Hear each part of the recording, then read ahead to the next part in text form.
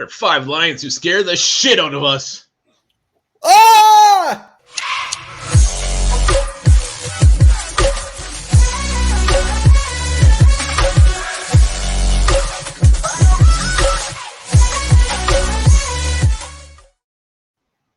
Welcome back to the Onebar and Lupagus show. I'm Lupagus, here is Onebar, and the Lions are coming to town this Sunday, and it's time to talk about some of these Lions that scare us shitfold. Wow, it doesn't make sense. But what does make sense is Liftbridge Brewing. Get your ass over there, get some beers, hit the liquor store. It's Friday. It is time to start cracking brewskis. So check them out. Also, give us a sub. Let's get the 8,000 subs. Come on now. Hut! Onebar always says, never show weakness. We're not showing weakness here. This is just respect. Respect for some great players the Lions have, and the guys we should be the most concerned about. But they do scare us. Yeah, I mean, we might just do this every week. Look at every team, see what the players that scare us. And the Lions, their offense, no spoiler alert, we got some guys on offense here because this Lions offense is one thing to definitely be scared about. But let's start off with the big boy. Let's start off with running back DeAndre Swift having himself a season. And the Vikings appear that they're not very good at stopping the run yet. No, they're not very good at that at all. DeAndre Swift averaging 10 yards a tote. 10 yards. I mean, he carries the ball. He's getting a first down. Minnesota Vikings defense been very, very run porous so far. Got your big boys up front not doing their job. Linebackers aren't getting freed up to make the tackles, and the run game has been a big issue for the Vikings. Again, we saw it the last 2 seasons. It looks like it's carrying over into this year. And DeAndre Swift, man, I know he's got a dinged up foot, but his high gear is still there. If he gets to the outside, he's pretty much gone. So. Yeah, 20 carries, 200 yards. Also a factor, catching that ball out of the backfield. He's got a receiving touchdown as well. So, if I'm the Lions, I am handing that ball to Swift, and I am giving it to him often. Yeah, they'd be foolish not to. They'd be foolish not to. Let's go to defense. They've done dumber things. They have. They have done dumber things. Let's go to a guy who had a quiet rookie season, but things seem to be turning on for him. The lights seem to be coming on for Jeffrey Okudah.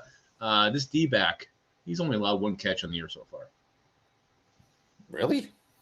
Wow. Mm-hmm. Okudah, I mean, he appears to be showing why he was that 3rd overall pick a few years ago. And it's coming on at the right time. We got a man named Justin Jefferson that Okudah can only hope to contain, but so far it looks like he might be able to mildly contain him.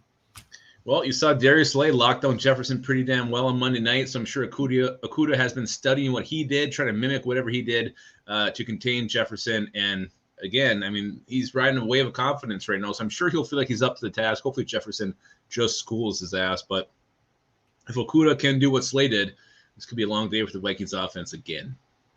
Yeah, we'll see. We know the Vikings do have plenty of other options, but Okudah, we got to tip our cap to him because he's having himself a year. So far, it's only 2 games. It is only 2 games, and through 2 games as well, rookie defensive end Aiden Hutchinson last week comes out and has 3 sacks, something that he should probably see the doctor about. But coming off that performance, and he plays well against the run. This is one of the ones that scare me the most. Yeah, this really does scare me the most. DeAndre Swift's up there as well, but Aiden Hutchinson, he's just one of the guys. He's just a natural. He's like a Nick or Joey Bosa, so explosive off the snap. He's nothing but hustle. His motor never stops. It's all cliched things, but he is every single cliche when it comes to a pass rusher. This guy is going to be in the face of the Vikings. He's going to be coming all day. He's going to be coming hard. Kirk Cousins better be ready to get the ball out quick because Aiden Hutchinson is going to be all up in his ass. CJ Ham, we need to get him out there, put a block on him as well. I do think Hutchinson will get his. I think he'll at least have a sack. And if we keep him to 1, damn it, I will take it. Yeah, absolutely. Keep him to 1. That's a huge win for the Vikings. This is the first Aiden Hutchinson battle that we're going to see. We're going to see a lot of these in the next, probably the next decade. So round 1 starts Sunday, and I cannot wait to see and to shut his ass down. Let's go to a couple guys. This is kind of a sneaky one. This is a combo.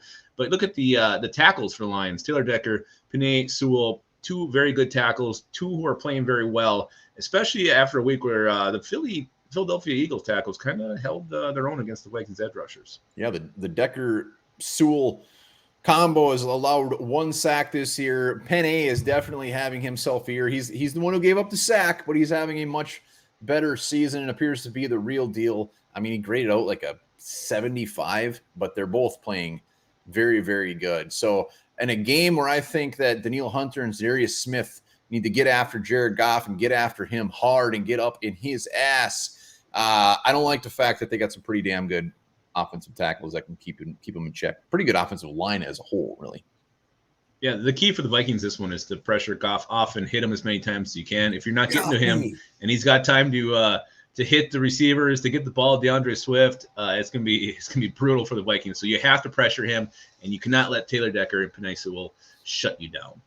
And the last and final one, last year's 4th-round pick, Amon-Ra St. Brown, a man I had a serious man crush on coming out of the draft, slips to round 4, and this year he not only is playing at a very, very, very high level, but he also appears to have gotten quite the confidence over the summer because he is yapping his mouth as well. 5th most targets amongst all receivers. He's 17 for $183 touchdowns and also has a rushing touchdown. Majority of his snaps are in the slot. Yeah, he's just a beast. He's a guy who's incredibly pissed off about everybody who was taken in front of him. Vikings took 4 guys in front of him and cut every single one except for Patrick Jones. Damn it. Yeah, but Amon-Ra St. Brown, I mean, look at what he did last week. Big game against the Commanders, 180 yards on the season, 10.6 yard average per reception, 3 scores already. So this guy, him and Jared Goff, I know Jared Goff isn't someone who's going to strike fear in anybody, but they have a connection. He knows where to put the ball where Amon-Ra can catch it. And he's definitely someone the Vikings have to account for. And then you look at what's going to happen right now. Harrison Smith probably not playing. You got a young, inexperienced secondary going against this guy. And I think you want to keep these 2 guys on him on Sunday. Yeah, it's going to be very interesting to see who they actually line up with him. Because they got Josh Reynolds as well. He can definitely make some plays. And we know DJ Chark can do that as well. But St. Brown is the one that scares the shit out of us, out of that group. So, you know, I hate to say it, but this offense, it's going to be good. And let's just hopefully we can contain them. No, and the Lions are a good team. This is going to be a good challenge for the Vikings to get back on track. There's going to be no pushovers. This isn't the Lions of 4 years ago where it was a guaranteed victory. These Lions are like 30 years ago. It is. It's the Lions of 30 years ago. So Vikings need to be on their game, and these are the guys they have to watch out for, especially everyone that we talked about here today. Boom. Let us know if any Lions scare the shit out of you, and if so, which one's the most. Be sure to hit that sub button. Bing, bing, bing, bing. And a lot of you guys are going to want to probably be packing trips to Cuba here in the future because penis enlargement surgeries are free in Cuba. Oh, that was nice of them.